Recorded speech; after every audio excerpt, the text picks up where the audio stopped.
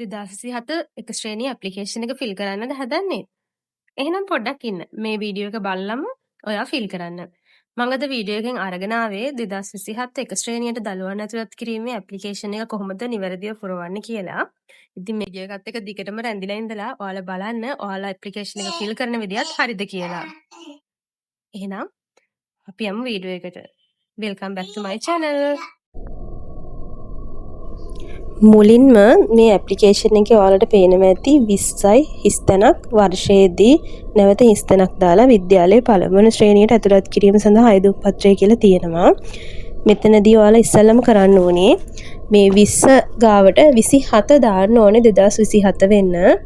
ඊට පස්සේ 2027 වර්ෂයේදී ඊළඟ හිස්තැනට ඔයාලගේ මේ ඇප්ලිකේෂන් එක යොමු කරන පාසලේ නිල නාමය තමයි යොදන්න ඕනේ. ඔයාලා කියන කෙටි නම නෙමේ නිවැරදි නම. නිල නාමය තමයි ඔයාලා යොදන්න ඕනේ. උදාහරණයක් විදිහට ගත්තොත් රත්නාවලී බාලිකා ඊළඟට විද්‍යාලයේ කොටස තියෙනවනේ රත්නාවලී බාලිකා. අන්න එහෙම. අංක 2 කොටසට ඔයා ඇතුළත් කරන්න ඕනේ ඔයා ඇප්ලිකේෂන් එක යොමු කරන ගණය මොකක්ද කියලා. කියන්නේ කැටගරි එක මොකක්ද. ඔයා කැටගරිස් කීපයකින් ඇප්ලිකේෂන් දාන්න බලාපොරොත්තු වෙනවා නම් එකම පාසලට උනත් එක් කැටගරි එක යටතේ ඇප්ලිකේෂන් වෙන වෙනම ඉදිරිපත් කරන්න ඕනේ. එක ඇප්ලිකේෂන් එක සඳහන් කරන්න එක ගණයක් පමණයි. ඔයාලට පේනවා ඇති මේ දෙවෙනි කොටස යටතේ ළමයා පිළිබඳ විස්තර කියන කොටසේ සම්පූර්ණ නම කියලා තියෙනවා. මෙතන මේ සම්පූර්ණ නම කියලා කියන්නේ දරුවාගේ උපැන්න සහතිකයේ තියෙන නම ඒ විදිහටම ලියන්න ඕනේ. කෙටි කරලා එහෙම නෙමේ සම්පූර්ණ වාසගමත් එක්ක උපැන්න සහතිකයේ තියෙන විදිහටම ඒ අකුරු වලින්ම ඒ නම පුරවන්න ඕනේ. ඒ කරලා මෙතන වලහන් ඇතුලේ දාලා තිනවා වාසකමට යටින් ඉරක් අදින්න කියලා. දරුවාගේ වාසකම කියන්නේ සර්නේම් එක යටින් ඉරක් අදින්න. මූලකුරු සමග නම සිංහලෙන් ලියන්න කියලා තියෙනවා. ඒ කියන්නේ උදාහරණයකුත් එතනම දීලා තියෙනවා මේ BSS පීරිස් කියලා. අන්න ඒ වගේ මමත් උදාහරණයක් කියන්නම්. දැන් දිසානායක මුදියන්සලාගේ පැතුම් දිසානායක නම් දරුවගේ නම DMP දිසානායක කියලා තමයි ඔයාලා ලියන්න ඕනේ. මෙන්න මේ විදිහේ සිංහල අකුරු වලින්. ඒ වගේ මෙතන පල්ලෙහෙන් තියෙනවා මුලකුරු සමග නම ඉංග්‍රීසියෙන් ලියන්න කියලා. එතකොට අර ක්‍රමයටමයි ලියන්නේ බ්ලොක් කැපිටල්ස් වලින් තමයි ලියන්න ඕනේ. කියන්නේ ඉංග්‍රීසි කැපිටල් අකුරෙන් තමයි උඩ විදිහටම නම ලියන්න ඕනේ. උදාහරණයකුත් ඇප්ලිකේෂන් එකේම තියෙනවා. අනෙත් කොටසේ දරුවාගේ ස්ත්‍රී පුරුෂ භාවය ආගම සහ දරුවාගේ ගිණුම් ලබන්න බලාපොරොත්තු වෙන මාධ්‍ය අනිවාර්යයෙන්ම රජයේ පාසල්වල සිංහල හෝ දෙමළ මාධ්‍ය පමණයි තියෙන්නේ එක ශ්‍රේණිය සඳහා. එතකොට සිංහල හෝ දෙමළ වාගේ මාධ්‍ය දාන්න. ඊට පස්සේ උපන්දිනය මෙන්න මේක හරියටම ගණනය කරලා දාන්න. බබාගේ උපන් අවුරුද්ද මාසය සහ දිනය. ඒ වගේම අනිවාර්යයෙන්ම 2027 ජනවාරි මාස 31 වෙනිදාට දරුවාගේ වයස කීයද කියලා දාන්න. මම පළවෙනි වීඩියෝ එකේදීත් කතා කරා අනිවාර්යයෙන්ම 2027 ජනවාරි 31 වෙනකොට දරුවාට අවුරුදු 5 සම්පූර්ණ වෙලා තියෙන්න ඕනේ. ඒ ගැනත් අවබෝධයෙන් මෙතන උපන් දිනේ උපන් වයස හරි දැන් මේ වෙනකොට 2027 ජනවාරි 31 වෙනකොට වාගේ බබාගේ වයස හරියටම කීයද කියලා මෙතන අවුරුද්ද මාස දිනේ ගණනය කරලා යොදන්න. අපි දැන් බලමු තුන්වෙනි කාණ්ඩය යටතේ අයදුම්කරු පිළිබඳ විස්තර පුරවන හැටි. මෙතන අයදුම්කරු කවුද කියලා සඳහන් කරලා තියෙනවා වරහන් ඇතුලේ මව පියා හෝ නීත්‍යානුකූල බාරකරු පමණයි මේ අයදුම්කරු විය යුත්තේ. ඒ කියන්නේ ඔයාලගේ ගෙදර තව නැන්දගෙනෙක් පුංචි කෙනෙක් ඉන්නවා කියලා එයාලට බෑ ඔයාගේ දරුවගේ බාරකරු වෙන්න හෝ මම ඇප්ලිකේෂන් එකේ අයදුම්කරු වෙන්න. මෙතනදී තව දෙයක් කියන්න ඕනේ අයදුම්කරු කියන්නේ ඇප්ලිකේෂන් එක දාන කෙනා අයදුම්කරු සැමියා වුණත් බිරිඳ වුණත් ගැටලුවක් නැහැ ડોකියුමන්ට් තියෙන කෙනා අයදුම්කරු වෙන්න. ඒ වගේම අයදුම්කරු අනුව කලාත්‍රය අයදුම්කරු සැමියා නම් කලාත්‍රය කියන්නේ බිරිඳ අයදුම්කරු බිරිඳ නම් කලාත්‍රය කියන්නේ සැමියා. මෙතන මේ අයදුම්කරු හා කලාත්‍රය කියන කොටස් දෙකම එකවරම මම කියන්නම්. සම්පූර්ණ නම කියන්නේ දෙන්නගෙම උපැන්න සහතිකයේ තියෙන නම. මුලකුරු සමග කියන්නේ ඔයාගේ මුල් ලකුරුත් එක්ක අවසාන තියෙන නම අර බබාට දාපු විදිහම තමයි. ඒ වගේම ජාතික හැඳුනුම්පත් අංක 2 ඔබ දෙදෙනා ශ්‍රී ලාංකිකයෙක්ද කියලා. ඒ වගේම ඔබ දෙදෙනාගේ ආගම මොනවද කියලා. මෙතන විශේෂයෙන්ම කියන්න ඕන ඔයාලගේ ස්ථීර ලිපිනය කියන එක ගැන ගොඩක් අයට ගැටලුව ඇති. මෙතන මේ ස්ථීර ලිපිනය කියන එකේ අපි යොදන්න ඕනේ ඔයාලා මේ මොහොතේ ජීවත් වෙන ගෙදර ලිපිනය. කියන්නේ ඔයාලගේ කරන්ට් ඇඩ්‍රස් එක ඔයාලගේ ඩෙන්ටිටි කාඩ් එකේ තියෙන ඇඩ්‍රස් එක මොකක් වුණත් ඔයාලා මේ වෙනකොට පදිංචි වෙලා ඉන්නේ ඔයාලා ගොඩක් දුරට ගැහණුවා අයගේ නම් ඇඩ්‍රස් එක වෙනස් වෙනවානේ විවාහ වෙලාවට පස්සේ. ඒ කොහොම වුණත් ඔයාලා දෙන්නගේම ඇඩ්‍රස් එක සමාන වෙන්න ඕනේ. නීත්‍යානුකූල වෙන් වෙලා හරි යම්කිසි හේතුවක් නිසා වෙන් වෙලා ජීවත් වෙන අමසැමියෝලකගේ මිස අනිත් හැම ඇප්ලිකේෂන් එකම අනිවාර්යයෙන්ම ඔයාලා දෙන්නගේ ඇඩ්‍රස් එක එකක් වෙන්න ඕනේ.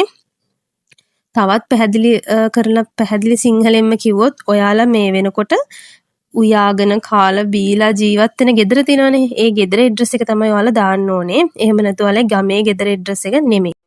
ඉන්පස්සේ ඔය දන්න තියෙන ඔය දෙන්නගේ දුරකථන අංක මේ දුරකථන අංකේ ඔයාලාගේ ඇත්තටම වැඩ කරන ෆෝන් නම්බර්ස් දෙකක් දාන්න. ලෑන්ඩ්ලයින් එකක් වගේ නම් තවත් හොඳයි. හෑන්ඩ් ෆෝන් නම්බර් එකයි ලෑන්ඩ්ලයින් එකයි වගේ දැම්මනම් තව හොඳයි. ඒ වගේම ඔයාලා මේ පදිංචි දිස්ත්‍රික්කය කියන්නේ මේ උඩ දාපු ස්ථීර ලිපිනයට අදාළ පදිංචි දිස්ත්‍රික්කය තමයි ඔයාලා මෙතන දාන්න ඕනේ. ඒ වගේ මේ ලිපිනයට අදාළ ප්‍රාදේශීය ලේකම් කොට්ටාශය සහ ඔයාලගේ වසම සහ වසමේ අංකය. ඒවා හරියටම ග්‍රාම නිලධාරිගෙන් හරි දැනුවත් වෙලා මෙතෙන් දාන්න. 4 වෙනි කොටසේ වගුවක් තියෙනවා. ඔයාලා ඉල්ලුම් කරන පාසල් 6ක් තමයි මෙතන දාන්න තියෙන්නේ. මෙතන පාසල් 6ක් දැම්මට ඔයාලට ඕනම පාසල් ප්‍රමාණයකට ඇප්ලිකේෂන් වෙන වෙනම යොමු කරන්න පුළුවන්. මෙතන දාන්න තියෙන්නේ පාසල් 6යි. මෙතනදී පාසලේ මේ අංක 1 යටතේ ඔයාලා මේ ඇප්ලිකේෂන් එක යොමු කරන පාසලේ නම දාලා 2 ඉඳන් 6 වෙනකන් ඔයාලා කැමති කියන්නේ ඔයාලා ළමයට හම්බ වෙනවා නම් කැමති කියලා හිතන පිළිවෙලට ඉතුරු පාසල් 5 යොදන්න. ඒ මං ඇඩ් කරලා තියෙන කැන්වෝ එකත් ස්ටොප් කරලා පොඩ්ඩක් බලන්න. ඊළඟට 5 කාණ්ඩය යටතේ තියෙන ඔයා ඉල්ලුම් කරන පාසලට වඩා ළඟ පාසල් ඔයාලගේ පදිංචියට තියෙනවා නම් බබාට ඇතුළත් වෙලා ඉගෙන ගන්න පුළුවන් මට්ටමේ මේ පාසලුත් මෙතන දාන්න කියලා තියෙනවා. ඊළඟට 6 වෙනි කොටසේ ඔයාලගේ තියෙන ඡන්ද නාම ලේඛනයේ ලියාපදිංචි තොරතුරු ඇතුළත් කරන්න. මෙම කොටස පුරවනකොට ඔයාලා මේ ග්‍රාම නිලධාරී කාර්යාලයෙන් හරි එහෙම නැත්නම් මැතිවරණ ඉන්ටර්නෙට් එකෙන් සේවාවේ ලින්ක් එක තියෙනවා. ඒ මගින් හරි අරගත්ත සත්‍ය තොරතුරු තමයි ඇතුළත් කරන්න ඕනේ. මේ ඇප්ලිකේෂන් එකේදී පුරවනකොට ඔයා අයදුම්කරු කලාත්‍රයා සහ නිවසේ ස්ථිර පදිංචි වෙලා ඉන්න අනිත් හැමෝගෙමත් ඡන්ද තොරතුරු මේ ඇප්ලිකේෂන් එක ෆිල් කරනකොට ෆිල් කරන්න ඕනේ. හැබැයි ඔයාලා අමුණලා යවන්න ඕනේ කලාත්‍රයාගේ සහ අයදුම්කරුගේ ඡන්ද නාම ලේඛන විස්තර පමණයි. ඇත්තට මේ තොරතුරු ලියන්න මේ ඇප්ලිකේෂන් එකේ ඉඩ මදි. ඒ නිසා ඔයාලා ඇප්ලිකේෂන් එකක් මිලදී ගන්නකොට සමහර ඇප්ලිකේෂන් තියෙනවා හොඳට ඉඩපාඩු ඇතුව ටයිප් කරලා තියෙන. අන්න එහෙම එකක් බලලා තෝරලා ගන්න.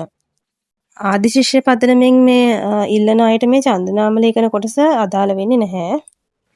ඔයාලා මෙතන වර්ෂය පුරවනකොට 2025 ඉඳලා ආපස්සට 2021 වෙනකන් හරි 2021 ඉඳලා 25 වෙනකන් හරි වගේ පුරවන්න.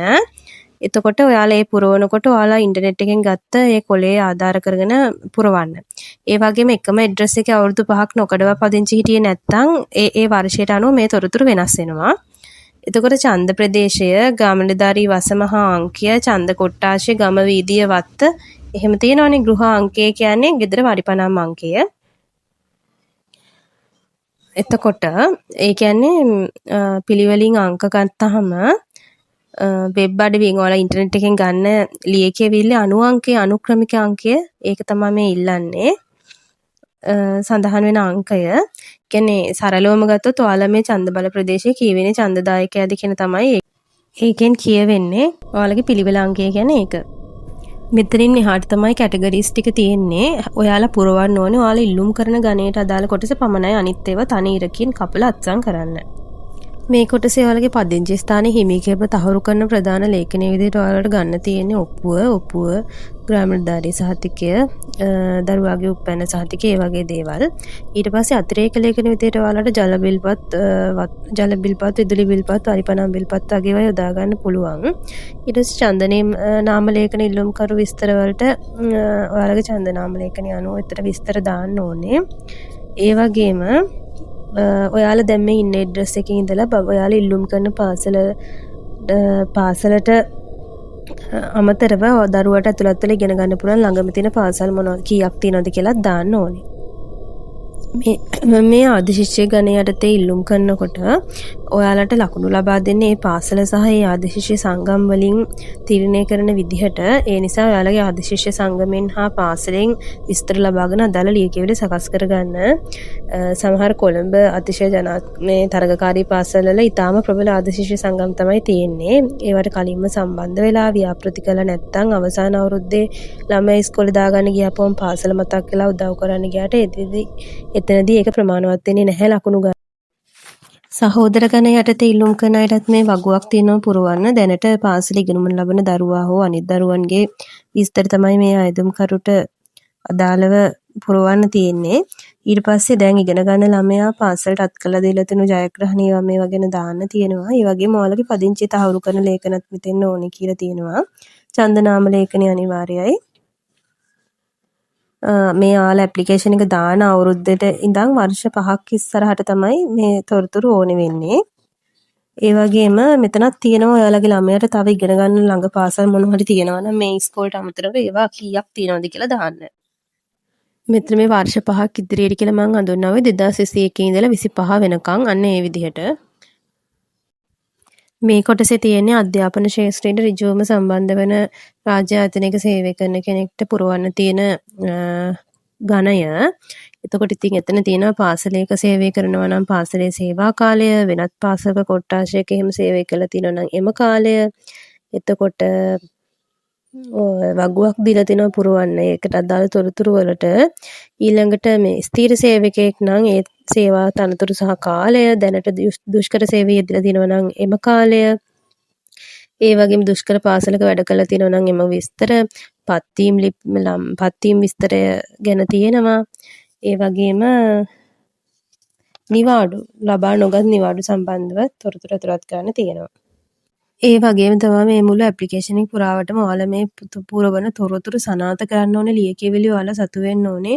ඒ වගේ ඡායාරූප පිටපත් ඔයා සත්‍ය පිටපත් කියලා ඔයා ලියලා අස්සම් කරලා මේවට අමුණලා යවන්න ඕනේ. ඉන්ටර්විව් එක දවසට ඔයාලා සත්‍ය පිටපත් රැගෙන යන්න ඕනේ. මේ කොටසේ තියෙන රජයේ සේවයේ අවශ්‍යතාවය මත හෝ රජයේ වාර්ෂික ස්ථාන මාරුවීම් ලබපු නිලධාරීන්ගේ දරුවන් ඇතුළත් කිරීම සඳහා අවශ්‍ය වෙන ගණය.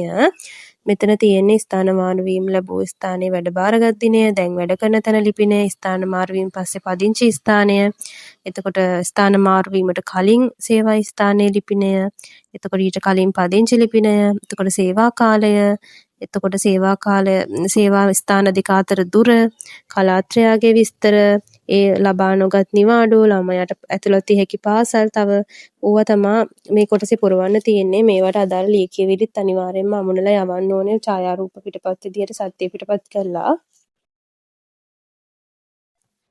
අවසාන කැටගරි එක තමයි විදේශගතව පැමිණි අයගේ දරුවන් ඇතුළත් කිරීමට තියෙන කැටගරි එක.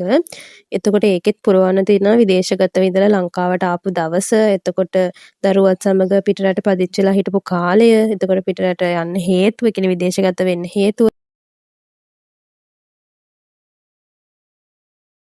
ওই විදිහට තමයි මේ ඇප්ලිකේෂන් එක පුරවන්න තියෙන්නේ. මෙතන පුරවනකොට ඔයාලා ඉල්ලුම් කරන පාසලේ ඔයාලා අයදුම් කරන ගණයට අදාළ කොටස පමණක් පුරවන්න ගණයට තේනකොට මුල් කොටස අනිවාර්යෙන් පුරවන්න ඕනේ.